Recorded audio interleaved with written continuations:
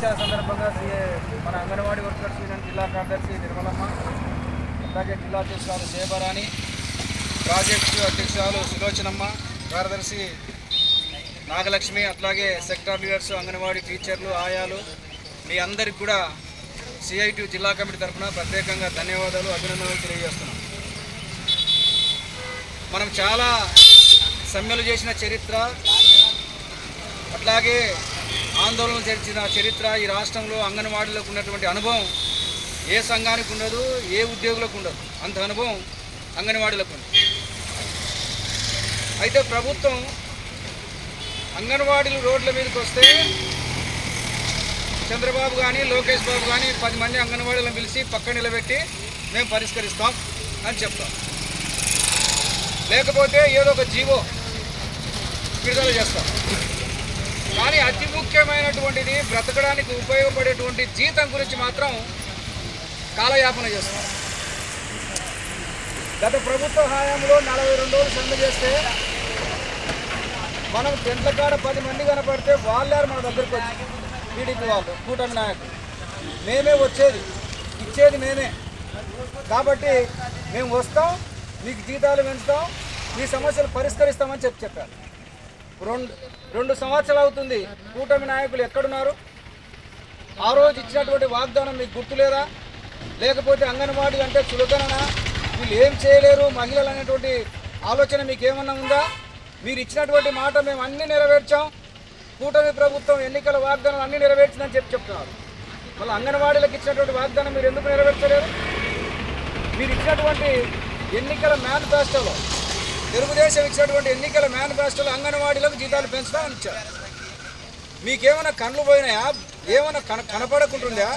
మీ ఎన్నికల మేనిఫెస్టోని ఒకసారి చూడండి. మీరు చూస్తే మీరు ఎక్కడ వెనుకబడినారు, ఏ డిమాండ్ మీరు పరిష్కరించలేదనేటువంటిది అర్థమవుతుంది. ఇప్పుడు మళ్ళా నిన్న మనం నిరాహార దీక్షలు స్టార్ట్ చేసినే మన మంత్రికి మనం ఉండమని గుర్తొచ్చింది. ఎమ్మడే మీరు రాండి, చర్చలకు మాట్లాడదాం, వీళ్ళకి 2 రాండి అని చెప్పేసి మెసేజ్ పెట్టింది. ఏం చర్చించింది? మనం ఆ రోజు చెప్పాం, ఇది చర్చ సఫలం కాదు, కంటి తుడుపు చర్యనే మనల్ని పిలిచారు, కాబట్టి పెద్దగా ఆశలు పెట్టుకోవద్దని చెప్పేసి మన యూనిట్గా చెప్పామని చెప్పేసి పోకుంటే బాగుండు కదా అంటారు. మీరు ఖచ్చితంగా పోవాలా, వాళ్ళ ఆలోచన ఏదో తెలుసుకోవాలా. వాళ్ళ ఆలోచన తెలుసుకుంటేనే మన ఉద్యమం ఎట్లా ముందుకెళ్తుందో మనకు అర్థమవుతుంది. కాబట్టి ఇప్పుడే మన వక్తలు చెప్పారు, మొత్తం పాత పాటనే మళ్ళా పడింది. అంటే ఈ ప్రభుత్వము బ్రతకడానికి జీతాలు ఇవ్వదంట, కానీ చచ్చిపోతే మాత్రం మట్టి ఖర్చులు జీతాలు ఇస్తారు. ఎంత దుర్మార్గం! అంటే నీకు చచ్చిపోయిన వాళ్ళు ఓట్లేసారా, బతికిన వాళ్ళు ఓట్లేసారా? బ్రతికిన వాళ్ళు ఓట్లేస్తే నువ్వు అధికారంలోకి వచ్చినావా, చనిపోయిన వాళ్ళు ఓట్లేసి అధికారంలోకి వచ్చావా? ఒక్కసారి మీరు ఆలోచన చేసుకోమని చెప్పేసి ఈ ప్రభుత్వాన్ని కోరుతున్నాం. సుప్రీంకోర్టులా చెప్తుంది కనీస వేతనం ఇవ్వమని, హైకోర్టు చెప్తుంది కనీస వేతనం ఇవ్వమని, భారత రాజ్యాంగం చెప్తుంది కనీస వేతనం అమలు చేయమని. కాంట్రాక్ట్ లేదు, అవుట్సోర్సింగ్ లేదు, డైలీ వేజ్ లేదు, గౌరవ వేతనం లేదు. ఒకే రకమైనటువంటి పనిచేసేటువంటి వాళ్ళకు కనీసంగా 26,000 జీతం ఇవ్వాలని చెప్తుంది చట్టాలు. మళ్ళీ మీరు ఎందుకు అమలు చేస్తలేరు? ఏమన్నా మీకు అన్యాయం జరిగితే కోర్టు పోతారు, కోర్టులో కేసులు ఫైల్ చేస్తున్నారు. మళ్ళా కోర్టులు చెప్పిన తీర్పు మీరు ఎందుకు అమలు చేస్తలేరు? కోర్టు చెప్పే అన్ని సమస్యలు మీరు ఎందుకు ఆలోచన చేస్తలేరు?